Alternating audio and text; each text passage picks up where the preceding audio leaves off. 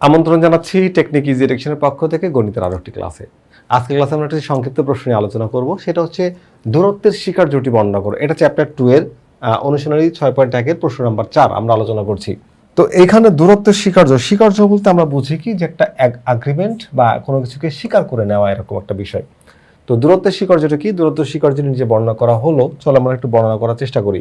দেখো, জ্যামিতিক যে ধারণা, এই ধারণার মধ্যে দূরত্ব কিন্তু একটা গুরুত্বপূর্ণ টপিক। অর্থাৎ একটা বিন্দু থেকে আরেকটা বিন্দুর দূরত্ব, একটা বস্তু থেকে আরেকটা বস্তুর দূরত্ব কেমন হবে বা কিভাবে তুমি নির্ণয় করতে পারবে, সেই সংক্রান্ত বিষয়গুলির মধ্যে আলোচনা হয়।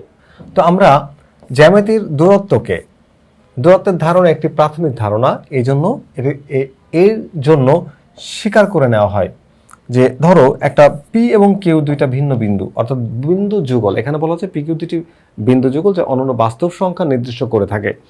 ধরো এখানে একটা বিন্দু আছে পি আর এখানে একটা বিন্দু আছে কিউ, এইটা এক জোড়া বিন্দু, ভিন্ন, আলাদা। ওকে, তো সংখ্যাটিকে যদি আমি পি বিন্দু থেকে কিউ বিন্দু দূরত্ব বলা হয়, দেখো এখানে বলা হচ্ছে কি পি কিউ বিন্দু যুগল একটি অনন্য বাস্তব সংখ্যা নির্দিষ্ট করে থাকে। মানে একটা বাস্তব সংখ্যা বলতে আমরা সংখ্যা জগতে যত কিছু চিন্তা করতে পারি সবই বাস্তব সংখ্যার অন্তর্ভুক্ত। মনে করো যে একটা বাস্তব সংখ্যার একটা আমি সংখ্যা রেখে আঁকলাম, এখানে পি একটা বিন্দু আর কিউ একটা বিন্দু, তাহলে পি থেকে কিউ পর্যন্ত দূরত্ব আছে তো? হ্যাঁ, নিশ্চয়ই দূরত্ব আছে।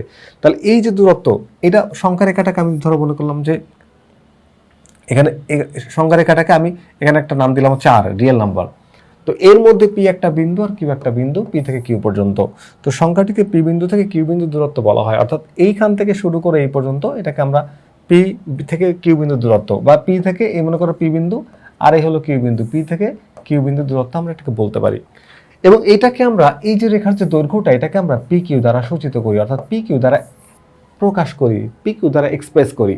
2 নম্বরে আসো, আমরা খ নম্বরে কি বলতে পারি, যে পি ও কিউ বিন্দু দুটি হলো পি কিউ সংখ্যাটির ধনাত্মক। অর্থাৎ দূরত্ব যখন বলে, ধরো এখানে পি বিন্দু আর এখানে আছে কিউ বিন্দু, তো পি থেকে কিউ বিন্দু যখন বলা হচ্ছে তখন এই যে দূরত্বটা, এটা একটা ধনাত্মক যদি না হয়, তাহলে ধনাত্মক না হলে ধরো পি বিন্দু এখানে আর কিউ বিন্দু এখানে একই জায়গায়, তাহলে এই দূরত্বটা হবে হচ্ছে 0।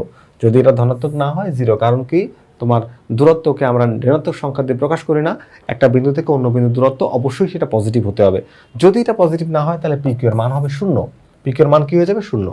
ওকে, এরপর আসো পি থেকে কিউ এর দূরত্ব এবং কিউ থেকে পি এর দূরত্ব। মনে করো এই বিন্দুটা হলো পি আর এই বিন্দুটা হলো কিউ, তাহলে পি থেকে কিউ এর যে দূরত্ব যদি হয় 10 মিটার, তাহলে আবার কিউ থেকে পি এর দূরত্ব এটাও হতে হবে 10 মিটার।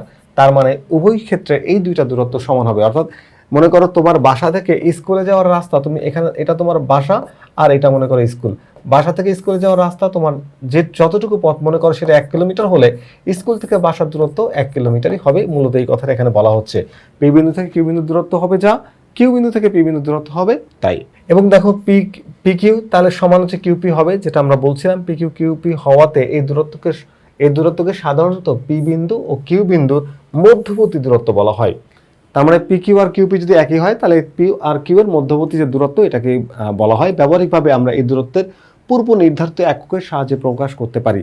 ব্যবহারিকভাবে যদি আমি প্র্যাকটিক্যাল এটাকে দেখাতে চাই তোমাকে, মনে করো পি বিন্দু এখানে আর কিউ বিন্দু হচ্ছে এখানে, তাহলে আগে থেকে নির্ধারিত একটা দূরত্ব, সেটা আমি সেন্টিমিটারে প্রকাশ করতে পারি, মিটারে প্রকাশ করতে পারি, কিলোমিটারে প্রকাশ করতে পারি। ধরো আমি সেন্টিমিটারে প্রকাশ করলাম, আমার এই এককগুলো সেন্টিমিটারে 1 2 3 4 5 6 7 8 ধরো 9 10 একক পর্যন্ত আছে, বা 9, যাই হোক, সেটাকে আমি সেন্টিমিটার এককে আগে থেকে নির্ধারিত যে একক, সেই এককের সাহায্যে এটাকে আমি পরিমাপ করতে পারবো।